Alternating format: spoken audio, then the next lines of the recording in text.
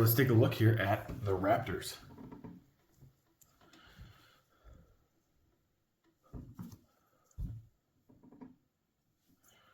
The Raptors are 3 heroes in 1. They are melee, and they have 7 health. Not collectively, but each have 7 health, and they have a move value of 3. Their ability is, Raptors add 1 to the value of their attack cards for each of your other Raptors adjacent to the defender. First card here, go through their attacks. Obviously, they're going to be any cards, and the first one here is they remember, gain 1 action, 4 copies of that in the deck. Clever Girl, 3 attack, 3 copies in the deck. If 1 or more of your Raptors is adjacent to the opposing fighter, gain an action. Pack Hunters, it's a 4, 2 copies. If you won the combat, deal 1 damage to the opposing fighter for each of your Raptors adjacent to them. Then we got Ambush. During combat, your opponent discards 1 random card, adds boost value to this card's value, 3 copies of that, it's a 2 attack. Disengage is a 4 attack, 2 copies. Move your Raptor to any other space in her zone. Eviscerate is the kind of big hit in the deck, and there's 2 copies. It's a 5 value, and there's no effect. Feint, classic Feint, cancel all effects on your opponent's card, 2 value. Eaten Alive is a 4 defense, 3 copies. If you won the combat, deal 1 damage to 1 adjacent opposing fighter. And then, of course, we have this card. It's the only defense in the deck, like pure defense. Decoy, 4 copies of it in your deck, though. It's an immediately effect, and it says, choose one of your other undefeated Raptors. You may place her adjacent to the opposing fighter. And then Coordinated Attack Pattern Scheme.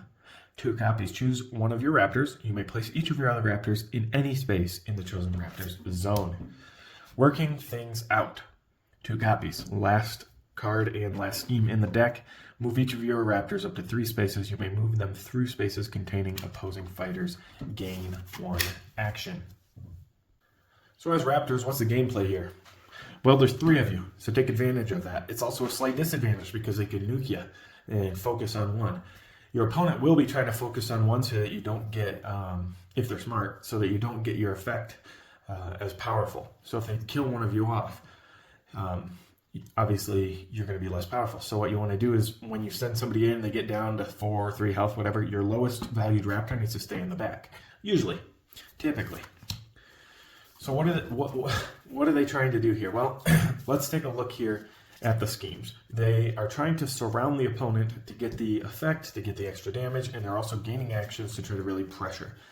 As you notice, there's not many defenses in the deck. They have 3 feints, they have 3 eaten alives, and 4 decoys. That might seem like a lot, but it's not a lot compared to all the other fighters in this game.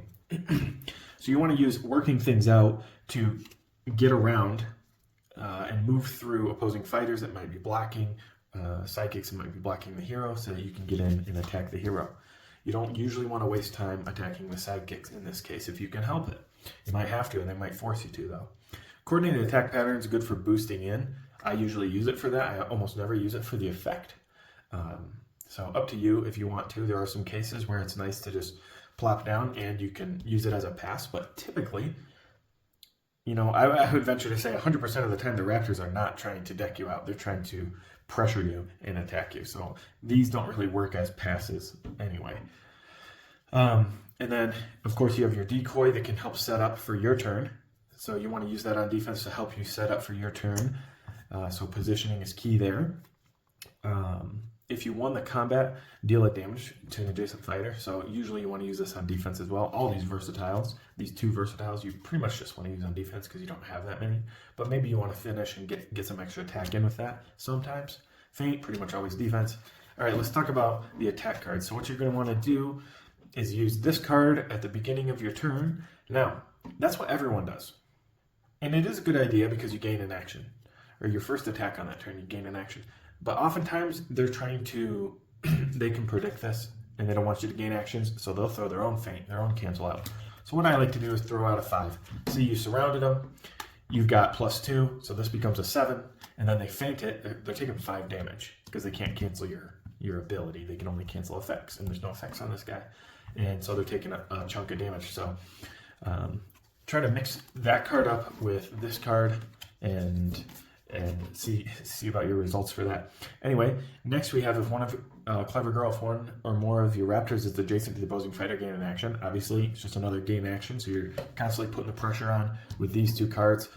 And with Raptors, as we leave the gain action cards and go into these cards, I want to say that it's important as Raptors to know when to back off, because you don't have defense, because you're going to get hit, you're going to get nuked, one of your Raptors. So you need to know when to back off and stop attacking.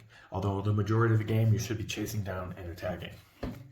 Okay, move your fighter to any other space in the zone, so you can just move in and then jump away. That's handy if you don't have a lot of these gain actions to string together.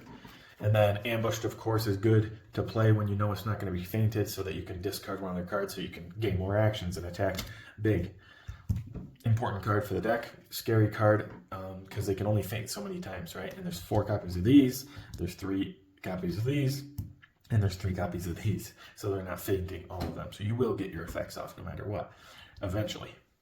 But try to play it safe and get the most value out of it. And then last, we have Pack Hunters. Obviously, you want to be fully surrounded to do this, because if you hit them undefended, right? Let's say they didn't defend. That's 4, 5, 6 if they're fully surrounded. 6 attack, plus if you won the combat, deal 1 damage to the opposing fighter for each of your Raptors adjacent. 7, 8, 9. That's 9 damage, and there's 2 copies of that. So what you're trying to do with Raptors, essentially, is catch your opponent without cards. Keep pressure up so they keep having to use cards, and keep them on their back foot so that they're the ones running away. They're the ones trying to build up their hand because they can't waste a turn to attack you. And you don't want them to have to attack you because you only have so many defenses to work with. But be strategic with the Raptors. Placement is key in everything, and with these matchups and all of Unmatched, really.